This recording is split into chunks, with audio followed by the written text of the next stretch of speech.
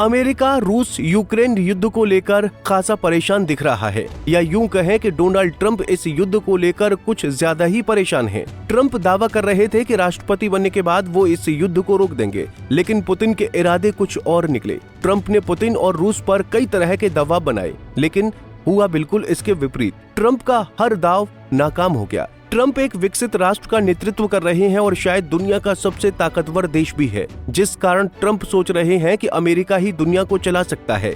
इसीलिए वो हर वो दांव खेलते हैं जिससे दुनिया की पूरी अर्थव्यवस्था प्रभावित होती है। अगर रूस और यूक्रेन युद्ध की बात करें तो ट्रंप इसको अपनी प्राथमिकताओं में दर्ज कर चुके हैं।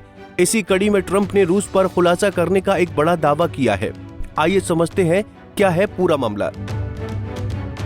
दरअसल ट्रंप ने एक अमेरिकी न्यूज चैनल NBC को दिए इंटरव्यू में रूस पर जल्द बड़ा दावा करने की बात कही है। ट्रंप ने कहा है कि वो सोमवार को रूस पर बड़ा खुलासा करेंगे। ट्रंप ने कहा कि अमेरिका चाहता है कि इस तरह के मामलों में हम नाटो को हथियार भेज रहे हैं और नाटो उन हथियारों का 100% भुगतान कर रहा है। तो हम जो कर रहे हैं वो ये है कि जो हथियार भेजे जा रहे हैं वो नेटो को जा रहे हैं और नाटो उन हथियारों का भुगतान कर रहा है। उन्होंने इस पर कहा कि उनके रक्षा सचिव पीट हेगसेथ ने यूक्रेन को हथियारों की एक नियोजित खेप की वितरण पर रोक लगाने के आदेश की जानकारी नहीं है। ट्रंप की ये टिप्पणी उस समय आ रही है जब अमेरिकी विदेश मंत्री मार्को रूबियो ने कुआलालंपुर में दक्षिण पूर्व एशियाई राष्ट्र संघ की बैठक के दौरान अपने रूसी समकक्ष सरगेई लावरोव से मुलाकात की थी। इस बीच रूस ने कीव पर बड़ी संख्या में हमले किए हैं।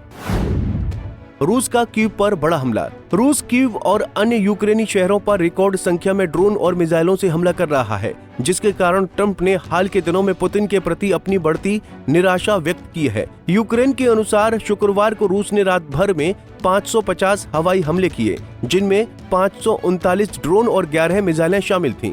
ये अब तक का उसका सबसे बड़ा हमला है। यूक्रेन की वायुसेना ने कहा कि उसने 478 ड्रोन और 2 स्कंदर के क्रूज मिसाइलों को निष्क्रिय कर दिया। इसके बाद बुधवार को रूस ने रात भर में यूक्रेन पर 471 हवाई हमले किए, जिनमें 728 कामिकेज ड्रोन और मिसाइलों का एक घातक मिश्रण शामिल था।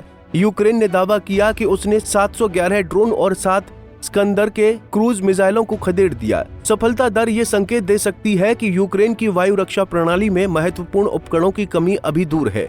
ये धारणा गुरुवार को और पुख्ता हो गई जब रूस ने 397 ड्रोन, 8 स्कंदर M बैलिस्टिक मिसाइलें, क्रूज मिसाइलें और 4 S-300 और 400 गाइडेड मिसाइलें दागी। यूक्रेन की वायुसेना ने सभी स्कैंडर्स, सभी KH-101 और 382 ड्रोनों को या तो निष्क्रिय कर दिया या मार गिराया।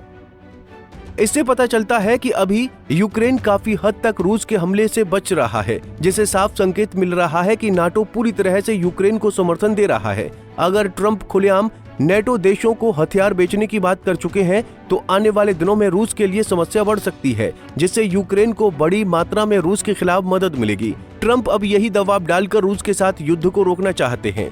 ऐसे में परमाणु हथियारों के इस्तेमाल की गुंजाइश बढ़ रही है। बहरहाल ट्रंप सोमवार को रूस पर क्या बड़ा दावा करने वाले हैं ये सिर्फ ट्रंप जानते हैं, लेकिन इसके बाद से तीसरे विश्व युद्ध की आशंका बढ़ गई है। रूस के पास परमाणु हथियारों के इस्तेमाल का विकल्प रह जाता है, जिससे दुनिया एक बड़ी तबाही की ओर बढ़ सकती है। फिलहाल के लिए इस खबर में इतना ही। देश और दुनिया की बड़ी खबरों के लिए देखते रहिए पंजाब केसरी टीवी। हमसे जुड़े रहने के लिए हमारे YouTube चैनल को सब्सक्राइब करें और नई वीडियो की नोटिफिकेशन के लिए बेल आइकॉन को दबाएं।